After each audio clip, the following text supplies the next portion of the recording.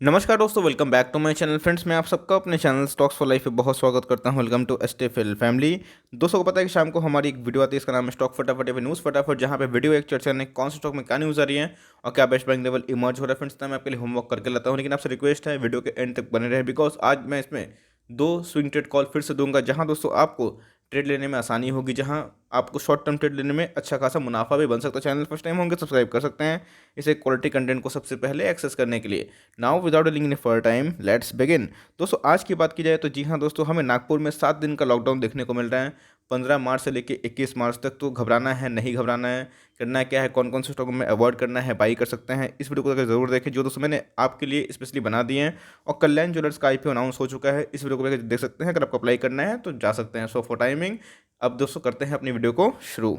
तो guys IRCTC के बारे में डिस्कस करूँ तो जी हाँ दोस्तों, आईआरसीटीसी की बात की जाए 2000 के ऊपर हमें दिखाई दे रहा है। अगर दोस्तों आपको पोजीशन लेना है तो लॉन्ग टर्म के लिए सोच सकते हैं। ऑफकोर्स दोस्तों लॉन्ग टर्म में वैसा नहीं है, ये प्राइस 2000 तक रहेगा। 3000, 4000, 5000 का भी भाव हो सकता है, बिकॉज डिफरी कंपनी है, कंपनी में बहुत ग्रोथ है। कोरोना के आने के बाद हमें दोस्तों एक लॉकडाउन की कंडीशन देखने को मिली थी, जहाँ पे इस शेयर में पिटाई हुई थी। अब दोस्तों आपने देखा कि नागपुर में क्या हुआ था, फिर से हमें कोरोना केसेस बढ़ते हुए दिखाई पड़े, तो गवर्नमेंट के पास कोई ऑप्शन नहीं था। तो अगर दोस्तों इससे जो टूरिज्म वाले स्टॉक्स है, अगर उसमें गिरावट होती है तो आपके लिए दोस्तों एक मौका होगा। आप मत सोचिएगा कि ऐसे स्टॉक फिर से आपको 1600 मिल जाएंगे तो फ्रेंड्स आपकी किस्मत होगी, लेकिन ऐसे स्टॉक अब मिलेंगे नहीं, बिकॉज ब्रेकआउट दे चुका है। तो अगर दोस्तों अभी पोजीशन बना सकते हैं तो बना लीजिए, धीरे धीरे बनाइए, एसआईपी करिए, लेकिन बल्क करना होगा तो कम से कम एक 2000 के नीचे आता है तो मेरे हिसाब से एक सही होगा। और अगर इस न्यूज़ का इम्पैक्ट देखने को मिला, मीन्स जो कोरोना कोविड का, तो हो सकता है फ्रेंड्स कि 2000 का सपोर्ट अगर तोड़ता है तो थोड़ी गिरावट हो सकती है, लेकिन अगर 2000 के ऊपर से स्टैंड करता है तो याद रखिएगा आपको फ्रेंड्स ये और ही महंगा मिलेगा। इसलिए मैं बोल रहा हूँ 3 स्टॉक खरीद के स्टार्ट कर सकते हैं और लॉन्ग टर्म तक होल्ड करिए, बिकॉज अगर 2000 के ऊपर सस्टेन कर लिया फ्रेंड्स तो मुझे लगता है आने वाले टाइम में 2250 और 2400 तक भी जा सकता है आने वाले 1 से लेकर 3 महीने के अंदर। तो मेरे हिसाब से ये मस्ट बाई वाली कंपनी है, और कभी गिरे तो एकदम भी घबराना नहीं है, और जितना हो सके फ्रेंड्स बाइंग कर सकते हैं। ऐसे स्टॉक को फ्रेंड्स हमने बहुत ही निश्चित लेवल से बाई एंड कंटिन्यू किया है, और उसको आगे भी कंटिन्यू करेंगे ही। तो गाइस बजाज फाइनेंस के बारे में डिस्कस करूँ तो 5500 ये इसकी अल्टीमेट रेजिस्टेंस दिखाई पड़ रहे हैं चार्ट में। और दोस्तों अगर ये इसको तोड़ने में कामयाब रह जाता है तो ऑफकोर्स हमें ये उम्मीद हो सकती है कि आने वाले टाइम में ये मजबूत ब्रेकआउट देगा। 5800 मीन्स 5800 6000 के लगभग जा सकता है। तो मेरे हिसाब से दोस्तों एक कंपनी में कोई भी डेंट नहीं है, कोई भी खराबी नहीं है। और आप देख सकते हैं कि इसका सबसे बड़ा उदाहरण क्या था कि कोविड के क्रैश में भी इसने नया हाई लगाया। यस गिरा था, ऐसा नहीं था पूरा बाजार गिरा, तो फ्रेंड्स ये भी गिरा, लेकिन रिकवरी बहुत तेज हुई, इस बात का ध्यान लगा सकते हैं। तो ऐसे स्टॉक दोस्तों अगर आप अफोर्ड कर पाते हैं, अगर आप फॉर्चुनेट हैं कि भाई चलिए आपके पास इनफ मनी है कि 5000 के स्टॉक को लाइक एसआईपी कर सकते हैं, तो मेरे हिसाब से अपनी एसआईपी बंद मत करिएगा। और कभी भी आपको 5200 5000 के नीचे मिले तो अपनी एसआईपी को बढ़ा दीजिएगा। एक ही स्टॉक की जगह 2 स्टॉक खरीद सकते हैं, लेकिन इधर पे बल्क मत सोचिए। करते भी हैं तो ध्यान रखिएगा बहुत लंबी पारी खेलनी पड़ेगी। तो बात की जाए बजाज फाइनेंस हमारा टॉपिक रहा है और आगे भी रहेगा। 300 पॉइंट दोस्तों गिरना बहुत ही मामूली बात होती है ऐसे स्टॉक को। तो अगर आप 300 पॉइंट 250 पॉइंट के नीचे लगाते हैं जीटीटी, तो आई होप दोस्तों आपका ट्रिगर हो जाए। तो इधर पे मैं बोलूँगा कि बजाज फाइनेंस जितना नीचे गिरे उतना दोस्तों आपको एक्यूमुलेट करना है और लॉन्ग टर्म तक अपने कॉर्पस को बिल्ड करना है ऐसे स्टॉक के माध्यम से। तो गाइस कल मैंने एक न्यूज़ कवर करी थी, बहुत ही ब्रेकिंग न्यूज़ थी कि इनके जो प्रोमोटर है बीएनपी पारिबस अपने स्टेक को ऑफलोड करेंगे। जी हाँ दोस्तों, हमें एक गिरावट देखने को मिली। सारे ब्रोकर्स की बात की जाए तो ऑफकोर्स सब ने अच्छा खासा इनको रेटिंग दिया है। टारगेट्स की बात की जाए तो किसी ने बोला है 1100 जाएगा, तो किसी ने बोला है 1200 जाएगा, और दोस्तों मेरा मानना है कि 1200 के ऊपर भी जाएगा आने वाले 1 सालों के अंदर। तो मेरे हिसाब से खोने के लिए दोस्तों आपको बहुत एक लिमिटेशन दिखाई पड़ता है। ऑफकोर्स बल्क डील होगी, फ्राइडे को हमें देखने को मिलेगा। अकाउंट आज छुट्टी थी, आपको पता है महाशिवरात्रि की वजह से, तो भाई कल हमें अगर ब्लॉक दिन संपन्न होते हुए देखने को मिलेगा तो मे भी एक वीकनेस हो, लेकिन उससे एकदम भी घबराना नहीं है। डेट फ्री कंपनी फ्रेंड्स, जहाँ पे मुझे लगता है कि खोने के लिए आपके पास कुछ नहीं, पाने के लिए बहुत कुछ है। और जो ही दोस्तों मैं ये लाइन दोहराता हूँ, और तब तब स्टॉक में एक धीरे धीरे इंटेंस तेज़ी होती है। अब देखिए तेज़ी कब आएगी, ये तो फ्रेंड्स मार्केट में डिमांड एंड सप्लाई का गेम से समझ में आएगा। लेकिन आप देख सकते हैं कि कोविड के पहले का जो लेवल है इस कंपनी ने वो भी नहीं तोड़ा है, और उसे बहुत ही अच्छी कंपनी है, एक ग्रोइंग बिजनेस में काम करती हैं। और मुझे लगता है कि जो वैल्यूएशन ये लिए हुए हैं बिल्कुल भी डिजर्व नहीं करती हैं। अगर आप देखिएगा तो इंडस्ट्री पी से भी सस्ती दिखाई पड़ती है। और मेरे हिसाब से बहुत बोल रहे थे सर LIC IPO होने से खत्म हो जाएगा, ऑफकोर्स नहीं, बस एक कंपटीशन बढ़ जाएगा। अब सिंपल सी बात है, रिलैक्सो की लिस्टिंग के पहले क्या बाटा नहीं था, ऑफकोर्स था ना, और उनके बिजनेस अभी भी चल रहे हैं और रिलैक्सो साथ में काम कर रहे हैं, तो एक लिस्टिंग नहीं हो जाएगी, लेकिन उससे कुछ घबराना नहीं है, आपको उतना कुछ इम्पैक्ट नहीं पड़ेगा। लेकिन एसबीआई लाइफ दोस्तों एकदम बाई करके चल सकते हैं और हर एक डिप में उसको उठाइए। तो रिलायंस दोस्तों एकदम ब्रेकआउट देने के रेडी हैं, 2200 के ऊपर सस्टेन कर रहे हैं और उसके बाद हमें एक गिरावट देखने को मिली 2200। पहले दोस्तों हमें एक दो दिन के ऊपर क्लोजिंग भी देखने को मिली, इसके बाद हमें 2200 से बहुत ही कम, ज़्यादा दूर नहीं है, बस 20-21 रुपये का हमें दिखाई पड़ रहा है अंकों का। तो अगर दोस्तों ये 2200 के ऊपर सस्टेन फिर से करता है तो फिर से एक नई जर्नी होगी, बिकॉज रिलायंस को भागना निफ्टी को और ड्रैग कर सकता है। और याद रखिएगा कल के दिन मैंने न्यूज़ कवर करी थी, यूएस डो जोन्स की बात की जाए तो ऑल टाइम हाई पे दिखाई पड़ रहा है और बहुत सारे न्यूज़ ऑलरेडी फैक्टर इन है, इस बात को ध्यान रखिएगा। तो रिलायंस का भागना तय है, बिकॉज सामने दोस्तों एरएमको डील आ रहे हैं, इस बात को एकदम ध्यान रखिएगा। एक बार कंफर्म हो गए तो भाई आप रिलायंस को पकड़ भी नहीं पाइएगा, इसलिए रिलायंस को बाई करते चलिए। और कभी 2100 के नीचे आ जाएं तो थोड़ा सा बाइंग बढ़ा दीजिएगा, लेकिन ऐसा नहीं है कि इसलिए बाइंग नहीं करनी है दोस्तों। As per the market cap India की नंबर 1 कंपनी, इस बात को भूलना नहीं है। मैं बार बार दोस्तों सबकी बताता इसलिए हूँ बिकॉज ये कंपनी मुझे दोस्तों इसलिए भरोसा है बिकॉज इनके मैनेजमेंट अच्छे खासे दिखाई पड़ते हैं और जिस हिसाब से इनके बिजनेस में ग्रोथ है वो दोस्तों आने वाले टाइम में और बेहतर कर सकते हैं। जियो की बात की जाए अपने आप में और भी लीडिंग कंपनी बन सकती है और जो क्रूड ऑयल में प्राइस में एक चेंजेस आए हैं इनके वजह से बहुत ही पॉजिटिव फैक्टर दिखाई पड़ते हैं। तो बहुत ही गाड़ी छूट गई 1800-1850, लेकिन ठीक है कोई दिक्कत नहीं, 300-400 ही महंगा हुआ है। तो अपनी एसआईपी कंटिन्यू करें और कभी जैसे मैंने बताया कि 2100 के नीचे आपका आता है दोस्तों तो उधर पे चाहे तो थोड़ा सा बल्क बाई कर सकते हैं। आरती ड्रग्स में माल मत बेचिएगा लॉस में, पीएलआई स्कीम से दोस्तों इनको थोड़ा सा क्या काफ़ी फायदा होगा, लेकिन लॉन्ग टर्म में गवर्नमेंट बात की जाए जितने भी वैक्सीनेशन ड्राइव को लेके फार्मा का कुछ शेयर्स को लेके ऑप्टिमिस्टिक दिखाई पड़ रही हैं।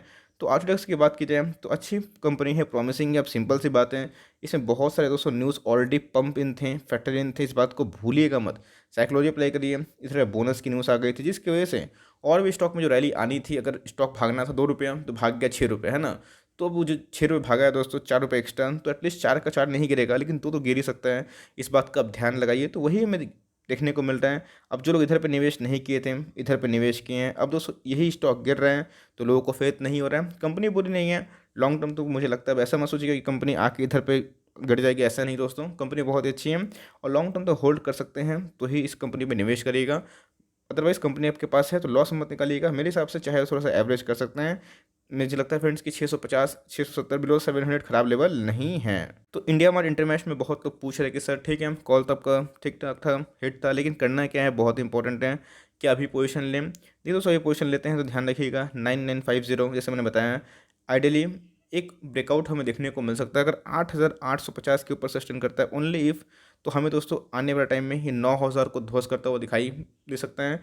तो अगर 8500 का लेवल तोड़ें तो फर्दर पोजीशन बना सकते हैं 8150 का एसएल लेके। दोस्तों मैं एसएल उनके लिए बोल रहा हूँ जो शॉर्ट टर्म के लिए हैं, लेकिन लॉन्ग टर्म वाले ऐसे स्टॉक को उठा सकते हैं। अभी भी फ्रेंड्स देख सकते हैं 1600 डाउन है अपने ऑल टाइम हाई से, और मुझे लगता है कि लॉन्ग टर्म में एक गेम चेंजर बन सकता है। जीरो डेट वाली कंपनी है, B2B बिजनेस में काम करती है, नहीं समझ में आता बिजनेस, इट्स ओके, उसको अवॉइड कर सकते हैं, या फिर महंगा लगता है चाहे तो जस्ट टाइप पे भी निवेश कर सकते हैं। मैं कंपनी लेस करी मुझे ठीक ठाक दिखाई पड़ी तो वो सस्ता है और इसी बिजनेस में काम करता है, तो मेरे हिसाब से अगर आप अफोर्ड कर सकते हैं तो इंडिया मार्ट अपने वैल्यूएशन के वाइज काफ़ी सस्ता है।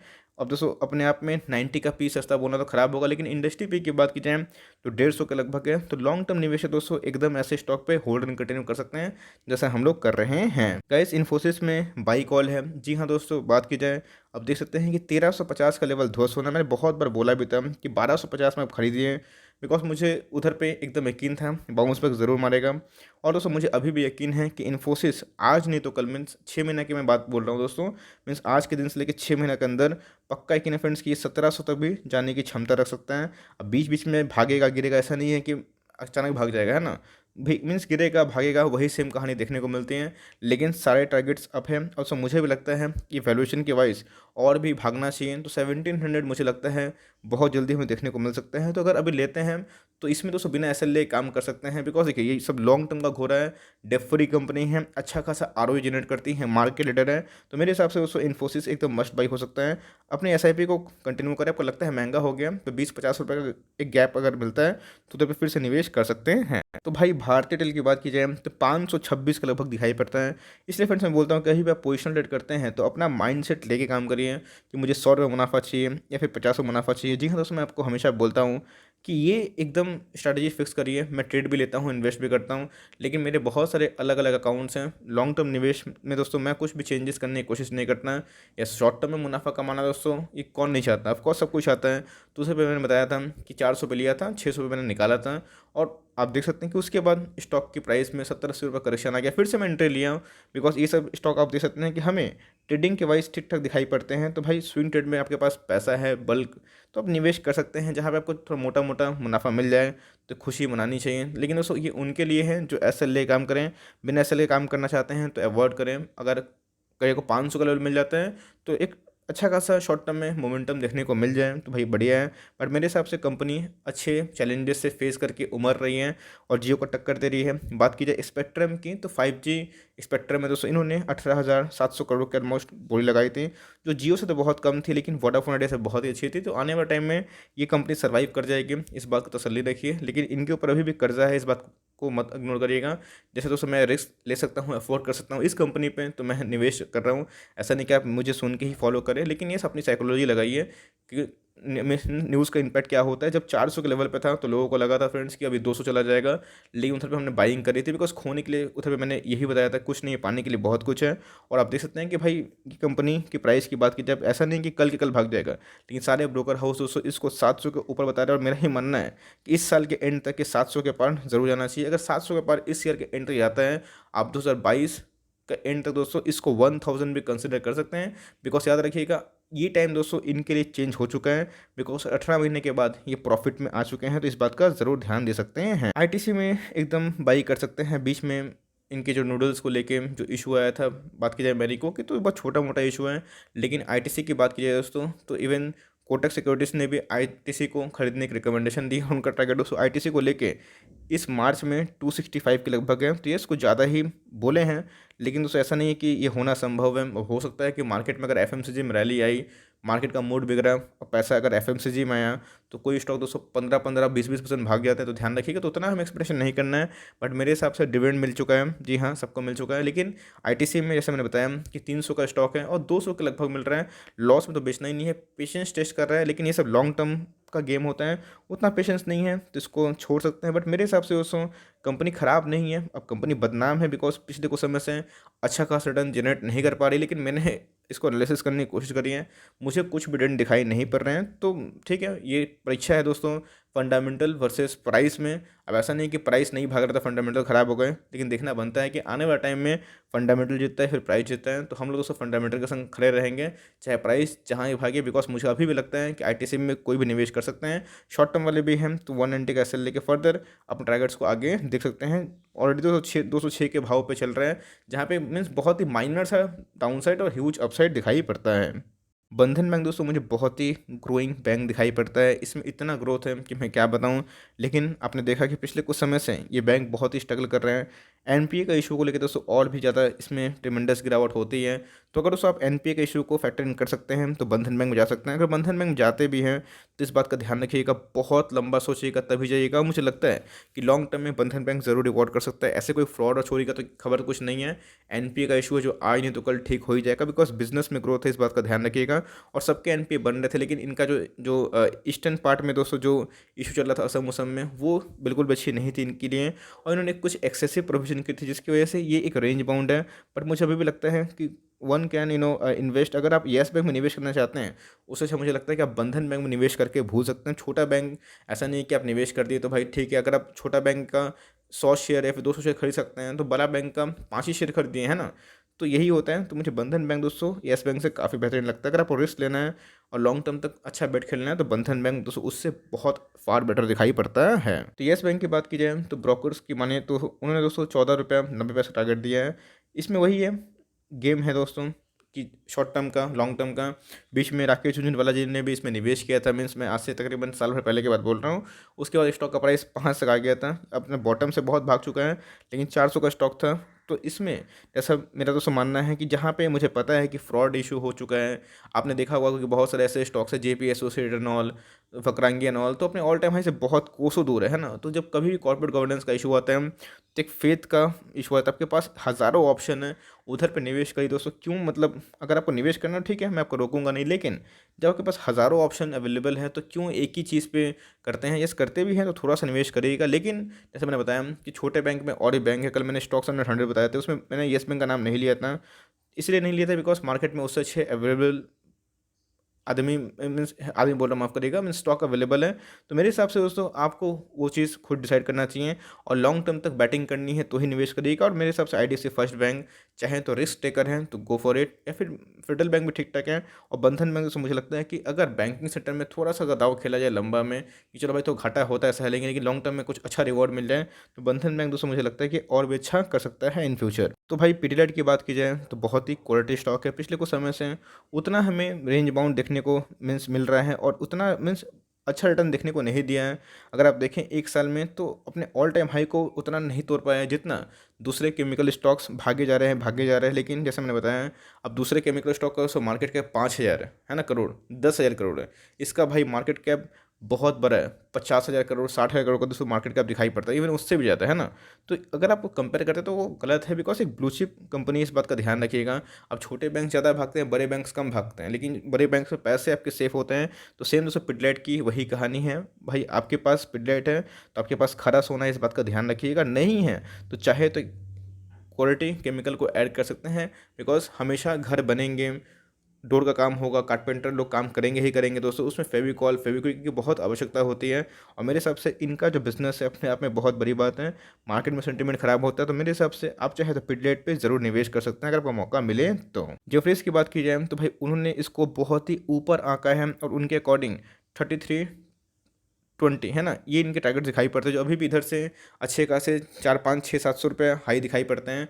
तो मुझे लगता है कि 2850 का स्टॉक है, बीच में 2550 भी आया था। उधर फ्रेंड्स मैंने खुद थोड़ा सा माल उठाया था, एसआईपी में बहुत सारे स्टॉक में करती भी रहता हूँ। तो मेरे हिसाब से एचडीएफसी लिमिटेड दोस्तों एक ऐसी कंपनी है जो आपके बुढ़ापे की लाठी बन सकती है, एक एफडी से भी बेटर रिटर्न जनरेट करती है, और आपको सब पैसे को सिक्योर भी रखती है। आप देख सकते हैं कितने बड़े चार्ट से आप समझ सकते हैं, बिकॉज अगर आप देखें दोस्तों तो इधर पे मुझे खोने के लिए कुछ नहीं दिखाई पड़ता है लॉन्ग टर्म के। बहुतों की पेरेंट कंपनी भी हैं, तो एकदम दोस्तों एचडीएफसी लिमिटेड आपके पोर्टफोलियो में होने ही चाहिए। विप्रो की बात की जाए तो जी हाँ, भाग नहीं रहा, इतनी अच्छी न्यूज़ थी तो दोस्तों मैं इसको रेगुलरली कवर इसलिए कर रहा हूँ। ठीक है दोस्तों, अपना ऑपरेटर का कांड छोड़िए, ऑपरेटर हमेशा आपके उल्टा ही करते हैं, बिकॉज उनको कमाना होता है, और वो पैनिक फैला के या फिर उल्टा काम करके ही कमाते हैं। आप लॉन्ग की तो शॉर्ट कर देते हैं, आप शॉर्ट करते तो वो लॉन्ग कर देते हैं।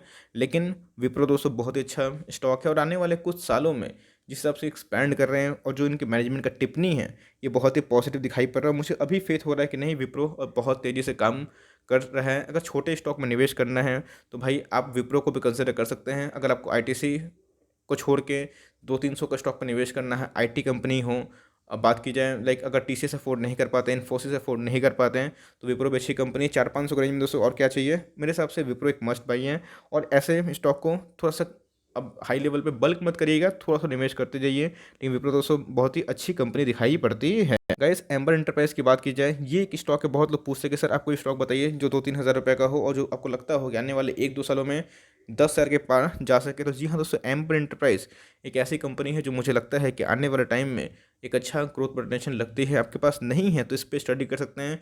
मेरे हिसाब से उसको कंपनी अच्छी है, और मार्केट में एक मोनोपोली वाले बिजनेस दिखाई पड़ते हैं, बिकॉज अगर आप देखें तो चाइना को टक्कर भी देती है ये डिक्सन टाइप की कंपनी, लेकिन बहुत सारे इनके क्लाइंट्स दिखाई पड़ते हैं, कैरियर हो गए, वोल्टास हो गए, तो बहुत अच्छे अच्छे, वोल्टास माफ़ करिए दोस्तों, कैरियर हो गए, एलजी हो गए, ये सब इनके क्लाइंट्स दिखाई पड़ते हैं, जो अपने आप में ही बहुत बड़ी बात है। तो मेरे हिसाब से एम्बर इंटरप्राइज पे अगर आप निवेशित हैं तो निवेशित रहिए। अब आप देख सकते हैं कि ऑल टाइम हाई पे ट्रेड कर रहे हैं, बीच में ये 33-22 के लगभग बहुत बार कंसोलिडेशन किया, उसके बाद ब्रेकआउट दिया, तो अभी ऑल टाइम हाई पे ही है। लेकिन धीरे धीरे दोस्तों ये और ही महंगा होगा। तो अगर आपको एसआईपी करनी है तो कोई छोटे मोटे स्टॉक को छोड़ के ऐसे स्टॉक पे हाथ लगाइए। अब 10 की जगह एक ही स्टॉक खरीदिए, लेकिन खरीदिए ज़रूर, और उसको लॉन्ग टर्म तक होल्ड करिए। आपके पैसे दोस्तों ज़रूर ये 2 गुने क्या 6 गुने भी कर सकते हैं। जी हाँ दोस्तों, दीपक नाइटेड की बात की जाए तो जी हाँ बहुत ही तेज़ हो रहा है। इतना तेज़ क्यों भाग रहा है मुझे खुद समझ में नहीं आ रहा है, बिकॉज यस एफएनओ में एंट्री हुई है इनके, और भी लाइक अदर स्टॉक के तो समझ में आता है कि चलो भाई उधर पे एफएनओ में एंट्री हुई, इनके रिजल्ट फैंटास्टिक थे। बहुत लोग इनके Q3 के नंबर्स के बाद बोल रहे थे कि रिजल्ट उतने अच्छे नहीं हैं, लेकिन दोस्तों मैंने उधर पे भी बताया था कि रिजल्ट अपने अनुमान से तो छोड़िए बहुत अच्छे दिए हैं और इधर पे ब्रेकआउट होगा, लेकिन इतना तेज़ ब्रेकआउट होगा ये दोस्तों मेरा भी मानना लाइक खुश हो गया। बिकॉज मैंने 1350 1400 एज्यूम किया था मैक्स टू मैक्स, लेकिन 1600 हो गया। अगर आपको ये जगह मैं होता, मेरे पैसे दोस्तों ऑफकोर्स मैं सच बताऊं तो 3 गुने ऑलमोस्ट हो चुके हैं दीपक नाइट्रेट में। और मैंने दोस्तों उधर पे बहुत ही लोअर लेवल पे इसको मीन्स ऐसे शेयर को खरीद के रखा है और इसमें उम्मीद भी करता हूँ कि अपने जो स्टेक है उसको बढ़ाता रहूँगा। बिकॉज देखिए लॉन्ग टर्म में कॉर्पस बिल्ड करना है, ऐसा नहीं कि भाई आपके पास इन्वेस्टमेंट 100 शेयर्स ही है तो उसी को छोड़ दो तो लाइक इस बोनस स्प्लिट के बाद 1000 हो गया। मेरे पास भी सोर्स ऑफ इनकम है दोस्तों, मैं भी कुछ ना कुछ करता हूँ, मेरे पास पैसे आते हैं, तो मेरी SIP जो 6 स्टॉक्स में है मैं छोड़ता नहीं हूँ। और हाँ, बहुत लोगों को ये प्रॉब्लम होता है कि सर मैं अपनी ही बात बोल रहा हूँ कि 572 के लेवल पे मैंने मेरे एवरेज प्राइस दिखाई पड़ता है। अगर आप 1600 के लेवल पे है ना, तो कभी एक डिप आता है 1400 के लेवल पे, तो क्या मैं नहीं खरीदूंगा? ऑफकोर्स मेरे एवरेज प्राइस बढ़ जाएंगे। 572 से कितना हो जाएगा? 600, 670, 700 भी हो सकता है, इवन कभी 800 भी हो सकता है। लेकिन ध्यान रखिएगा वो क्या हो जाएगा, आपके नंबर से बढ़ रहे हैं, इस बात को थोड़ा सा नोट करके चलो। आपके नंबर्स बढ़ेंगे तो आपका स्टेक भी बढ़ेगा। तो बहुत लोग इसलिए एवरेज नहीं करते, बट मेरे हिसाब से ये स्ट्रेटेजी गलत है। आप सोचिएगा पुराने प्राइस में ही है तो गलत है। बहुत ऐसे पुराने निवेशक भी है, नाकेश झुंझुनवाला जी भी हैं, वो भी अपने स्टेक को बढ़ा लेते हैं। तो क्यों बढ़ाते हैं, है ना? क्योंकि उनको लगता है कि ये और ग्रोथ कर सकता है। तो आपको लगता है कि और ग्रोथ कर सकता है, तो इस फोमो मत रहे कि भाई आपकी एवरेज प्राइस दिखने में ख़राब लगेंगे, उस पर मीन्स अपने SIP को कंटिन्यू करते जाइए। क्या पता दोस्तों ये और भी 16,000 का स्टॉक बन जाए। लेकिन ध्यान रखिएगा इस लेवल पर दोस्तों अगर आपकी जगह मैं होता है तो मैं निवेश करने से अवॉइड करता है। बिकॉज स्टॉक कुछ ज़्यादा ही भाग चुका है, थोड़ा सा ब्रेक लगना ज़रूरी है। अभी स्टॉक दोस्तों 2000 भी चला जाए तो आई डोंट माइंड, बिकॉज मेरे पास ऑलरेडी है। लेकिन मैं सोच रहा हूँ कि मुझे एक मौका मिले कि मैं थोड़ा सा निवेश बढ़ाऊँ इस पर अपना। बिकॉज लॉन्ग टर्म में कंपाउंडिंग इफेक्ट कुछ ज़्यादा ही है। तो एक डिप आता है दोस्तों कम से कम 8% का, तो एक आइडियल निवेश का है। लेकिन अगर 8% का भी 7% का डिप आ भी जाए तो उधर पे किंतु परंतु मत करिएगा, लगा दीजिएगा। बहुत लोग सोचते हैं कि चलो भाई 7% 8% डिप आ गया, अभी गिरेगा 8-10% और गिरेगा और तब दोस्तों फिर से एक नया हाई लगा जाता है। तो उधर पे मत करिए, अपनी प्लान कर लीजिए, अपने आप को कंट्रोल करिए और ठीक टाइम पे एक्शन लीजिए। बहुत लोगों के पास अच्छी रिसर्च होती है फिर भी पैसा नहीं कमा पाते, क्यों? तो उनके पास एक्शन की कमी होती है। तो भाई ये दोस्तों ध्यान रखिएगा, वरना आप स्टॉक मार्केट में हमेशा लूसर कैटेगरी में रहेंगे। इस बात को सोच के चलिए। सो फॉर टाइमिंग यही छोटी सी अपडेट थी स्टॉक फटाफट में, जहाँ पे दोस्तों मैंने आपको बताया भी स्ट्रैटेजी और समय भी बताया क्या करने वाला हूँ।